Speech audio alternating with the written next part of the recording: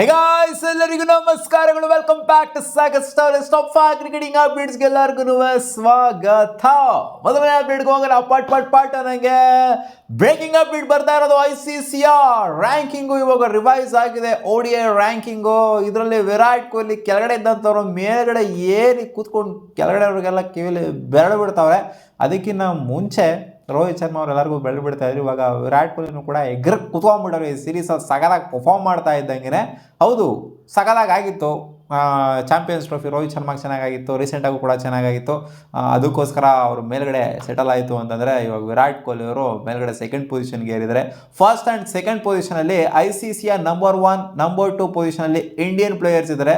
ಅದು ಯಾರು ಇರೋದು ಗುರು? ರಿಟೈರ್ಮೆಂಟ್ ಕೊಡಬೇಕು ಅಂತ ಸ್ವಲ್ಪ ಜನಗಳು ಕೇಳ್ತಾ ಇದ್ರಲ್ಲ.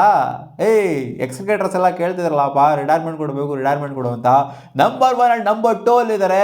ಯಾವ ಯಂಗ್ ಇಂಡಿಯನ್ ಕ್ರಿಕೆಟರ್ಸು ಕೂಡ ಆ ಒಂದು ಪೊಸಿಷನಾಗಿ ಗಿಟ್ಟಿಸ್ಕೊಳಕ್ಕಾಗಿಲ್ಲ. ಅವಕಾಶ ಸಿಕ್ಕಿದ್ರು ಕೂಡ, ಅಂದರೆ ಸಿಕ್ಕಿದೆ, ಶುಭ್ಮನ್ ಗಿಲ್ ಹೋಗಿದ್ರು, ಬಟ್ ಕೆಳಗಡೆ ಹಂಗೆ ದಬಾಕೊಂಡ್ಬಿಟ್ರು.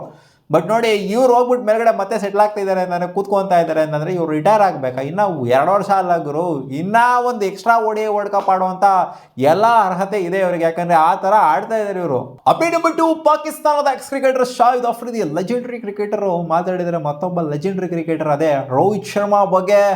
ರೋಹಿತ್ ಶರ್ಮಾ ನನಗೆ ಒಂದಲ್ಲ ಒಂದಿನ ರೆಕಾರ್ಡ್ನ ಬ್ರೇಕ್ ಮಾಡ್ತಾರೆ ಅಂತ ನನಗೆ ಗೊತ್ತಿತ್ತು. ಡೆಕ್ಕನ್ ಚಾರ್ಜರ್ಸ್ ಪ್ರಾಕ್ಟೀಸ್ ಸೆಷನಲ್ಲಿ ನಾನು ಅವ್ರನ್ನ ನೋಡಿದ್ದೆ. ಅಂದರೆ ಇವರು ಜಮಾನತ್ ಬಗ್ಗೆ ಮಾತಾಡ್ತಿದ್ದಾರೆ.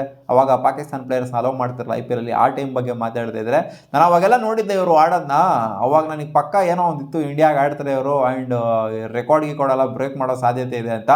Records are meant to break ಅಂತ ಹೇಳಿದ್ದಾರೆ. ಸೊ ಒಂದು ಪಾಸಿಟಿವ್ ಅಪ್ರೋಚಲ್ಲಿ ಇದನ್ನು ಒಪ್ಕೊಂಡಿದ್ದಾರೆ. ರೆಕಾರ್ಡ್ನ ಅವನೇನು ಗರು ಹೊಡೆಯೋದು, ನಾನು ಹೊಡೆದಿದ್ದು ಅವಾಗ ಹೊಡೆದಿದ್ಕು ಇವಾಗ ಹೊಡೆದಿದ್ಕು ಸಿಕ್ಕಾಪಟ್ಟೆ ಡಿಫ್ರೆನ್ಸ್, ಲಾಟ್ ಆಫ್ ಡಿಫ್ರೆನ್ಸ್ ಗೊತ್ತಾ.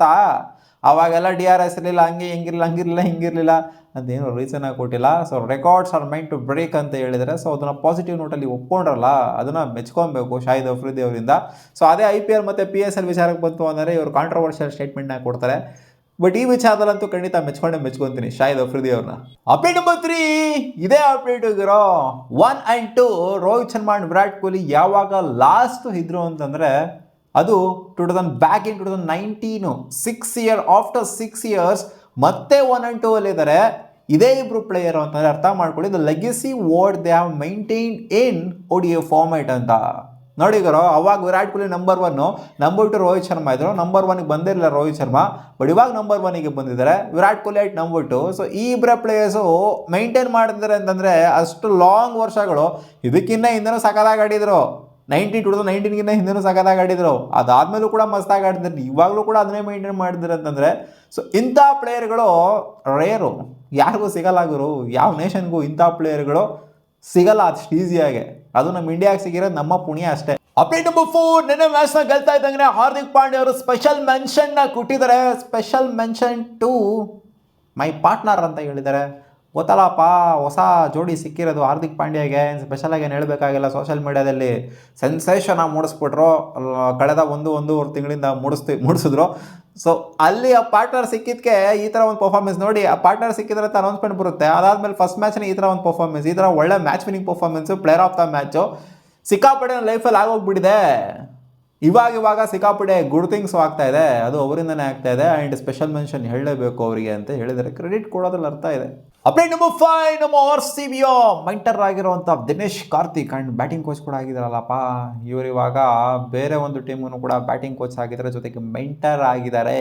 IPL ಅಲ್ಲ, IPL 2 ಟೀಮ್ಗೆಲ್ಲ ಮಾಡೋಕ್ಕಾಗಲ್ಲ.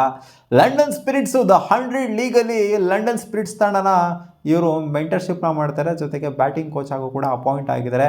ಆಫ್ಟರ್ RCB ಸ್ವಿನ್ನು ಆ ಕಡೆಯಿಂದ ಲಂಡನ್ ಸ್ಪಿರಿಟ್ಸ್ ಕಡೆಯಿಂದನೂ ಆಫರ್ ಬಂದಿದೆ, ಬರ್ರಮ್ಮ ಇಲ್ಲೂ ಕೂಡ ಇರ್ರಿ ನೀವು ಅಂತ. ಸೊ ಅದಕ್ಕೋಸ್ಕರ ಹೋಗಿದ್ದಾರೆ. ಏನೇನು ಸ್ಪೆಷಲ್ ಥಿಂಗ್ ಏನಲ್ಲ, ಇದು ಎಕ್ಸ್ಪೆಕ್ಟೆಡೇ. ಇನ್ನೇನು ಮಾಡ್ತಾರೆ ದಿನೇಶ್ ಕಾರ್ತಿಕ್? IPL ಬಿಡ್ತು ಅಂದರೆ ನಾನು ಆರಾಮಾಗಿ ಕಾಲಿನೇ ಇರ್ತಾರಲ್ಲ, ಕಮೆಂಟ್ರಿ ಎಲ್ಲ ಬಿಡ್ತು ಅಂದರೆ ಕಾಲಿನೇ ಇರ್ತಾರಲ್ಲ. ಸೊ ಆ ಕಡೆ ಹೋಗಿದ್ದಾರೆ ಇವಾಗ. ಮತ್ತೆ ಸಿಗೋಣ ಮುಂದಿನ ವಿಡಿಯೋದಲ್ಲಿ guys. This was blog for cricketing updates.